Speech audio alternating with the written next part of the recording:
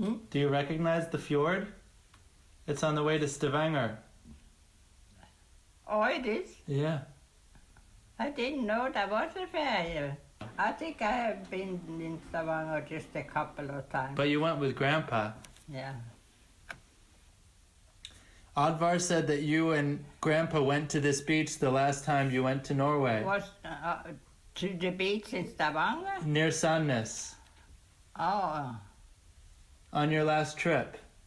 but I've never been to a beach in Sandnes. Really? No, I never. You've never been I've been to a beach, but there wasn't Sandnes. Where was it? There was with all those naked, Yeah, where was that? and they were standing out in the water. Yeah. Did you see that? No, not on this trip. Where was Oh, that? you should have seen that. Is it near Kristiansand? No, it wasn't it was in Stavanger. Yeah, this is near Stavanger. Yeah. It might have been Is it? this beach, but this was in the fall, so people had clothes on because it was cold. I can't pick up what you're saying. I said people were wearing It clothes. doesn't have anything to do with, I can hear your voice, Yeah. but I can't pick up what you're saying. Okay. That's the problem. Yeah.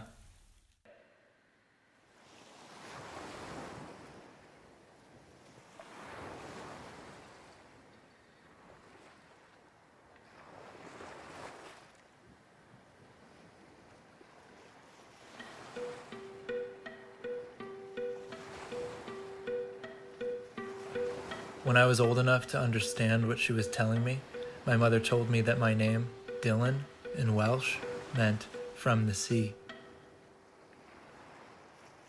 Our family didn't come from Wales, but from Norway, and we settled in our town along the sea because it reminded my grandparents of their home on the coast of Norway. I grew up across the street from the ocean, and I used to dream that it would rise up and swallow me whole, like in the movie Deep Impact, where a giant wall of water follows an asteroid's collision into Earth, wiping out humanity, an uncanny reminder of what we are told happened to the dinosaurs. Now, at age 26, I think more of another image that haunted my dreams, of the old couple lying together in bed on the sinking ship Titanic that collided into an iceberg in the middle of the sea, victims of human ego. They decided to hold each other as the water rose up around them rather than flee. It wasn't just the iceberg that sunk the Titanic, but the fires that went ignored, raging in its hull, weakening the steel and leaving it vulnerable to the slightest impact. I think of that fire when the tourists flock to our beach every summer. They fill up empty parking lots with car after car after car, every one of them putting more stress on our planet. When I move past them, I think of the ozone peeling away. I think of the idling engines backed up on the highway so some guy and his kids can come from far away to enjoy the beach and bring the ocean ever closer to our homes.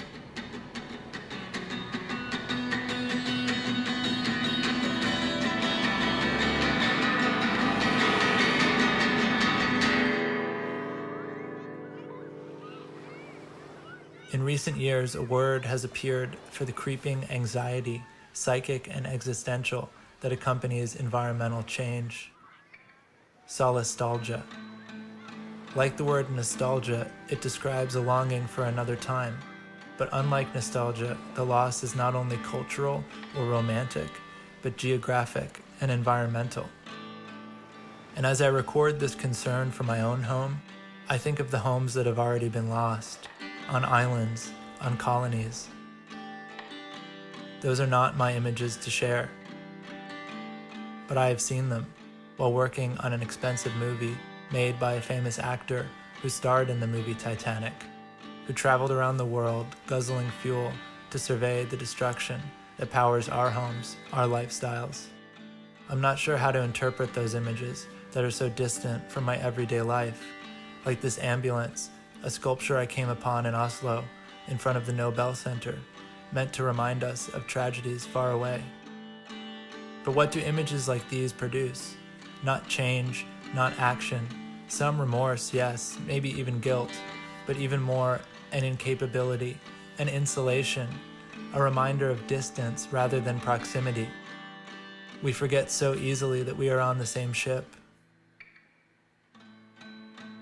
Unlike the passengers of the Titanic, we know the walls of our ship are burning, leaving us vulnerable to sudden gusts of wind and eroding shorelines.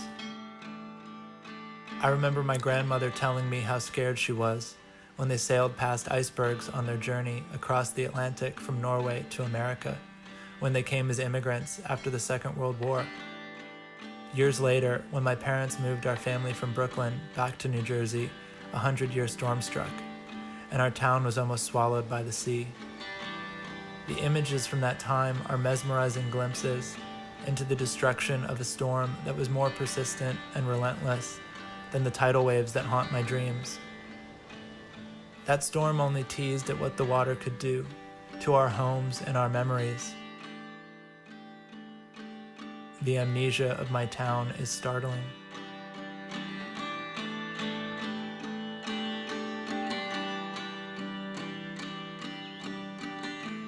We've inherited images of destruction, of annihilation, and while now it feels imminent and inevitable, because we seem immovable in our consumption, and the climate is changing faster than predicted.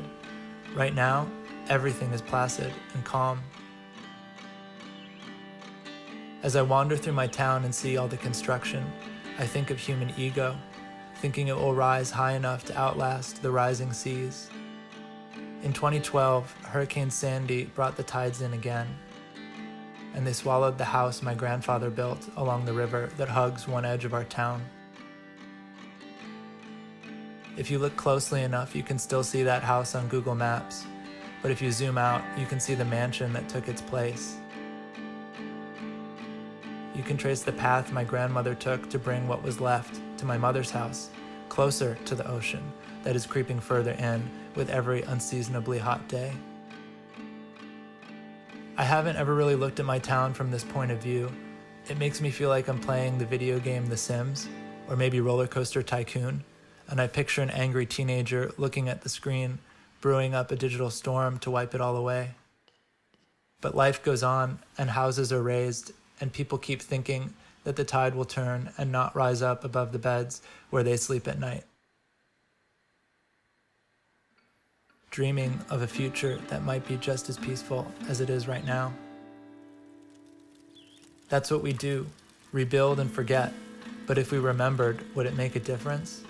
Would it have stopped the fire that raged through this house, that survived the hurricane but not the flames? This house that now stands skeletal, open to the sky, waiting to rebuild. Months later, on the beach in Norway, I remember these images of home. I am on the last Norwegian beach my grandfather stood on before his death. On that beach, I find a bunker from the Nazi occupation that drove him across the sea to America. The Nazis tortured my grandfather. They imprisoned him and starved him and stripped him of dignity because he resisted the rising tide of fascism that was seizing his home. As a young policeman, younger than I am now, he distributed pamphlets of resistance to the people of Kristiansand. Some days I read his letters and find myself stunned at the shared thoughts and hopes and dreams and quotidian dilemmas. But the letters stop after his arrest, and I know nothing of that time. He lost years of his life to that concentration camp, where work was meant to set him free from his resistance to hate. And my grandmother's resistance came in the form of faking illness. The ration laws at the time called for sick Norwegians to receive bread, and so she begged the local doctor to pump her stomach again and again. It was the only way to get food to sneak to my grandfather through the fence of the camp. This is a drawing one of the other prisoners made of him shortly after the camp was liberated. When my grandfather survived, they set out across the sea to build their family in America, where hate is on the rise today, in tandem with the seas. And so I stand on a Norwegian beach with my cousins who stayed behind, thinking of a flight back to Norway, away from fascism, away from rising tides, away from one history towards another. And I think of what my grandfather would think of the world today. My grandfather, the labor activist who led an illegal strike of railway workers in New Jersey and became a fugitive in his new home. My grandfather who wanted so badly to import the social integrity of his Norway to a country that was founded on hatred and on oppression. Would he blame me for running? Would he see my resistance now against the hate and against the sea? Will the future blame us for not stopping it soon enough? Would he see my resistance now against the hate and against the sea? Will the future blame us for not stopping them soon enough? Will the future blame us for not stopping them soon enough? I see an old chair on the beach in Norway, and I think of Grandpa's old chair on the beach in New Jersey, and I ask my friend Dan to sit in Grandpa's old chair as my avatar, as my stand-in, as my Buster Keaton, slathering himself with lotion to block out the unforgiving sun and the unforgiving gazes of the people on this beach, in this town, who voted for hate and who voted for rising sea levels. I made these images for a music video for the band that Dan plays guitar in and Madeline sings in. Dan and Madeline were with me in Norway, in my favorite park, named after the sculptor Gustav Vigeland, who built a monument to human life and family life and love and death. We happened to be there with my mom, who still lives by the rising Jersey Sea, and all of these coincidences start to make me feel like I'm stuck in a web of conspiracies. When I listen to a song by Bruce Springsteen, released in 1973, that references the name of the storm that swallowed my grandparents' house in 2012. Sandy, the aurora is rising behind us.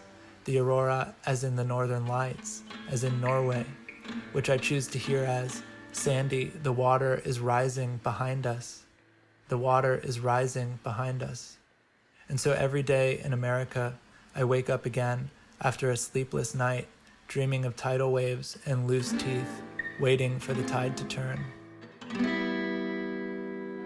No, he's taping. He's taping me shaving. Hey! I don't know if we have enough light in here. Put that light on too, Betsla. You want to shave? Oh, my goodness.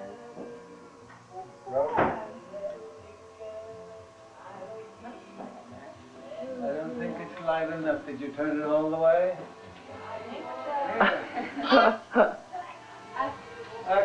Can you get her kissing? You gotta turn that way. Turn. That's your favorite. Turn. Bye-bye. Bye-bye. Are you zooming? I don't know how. Yeah, you should be able to show them how to zoom. You know.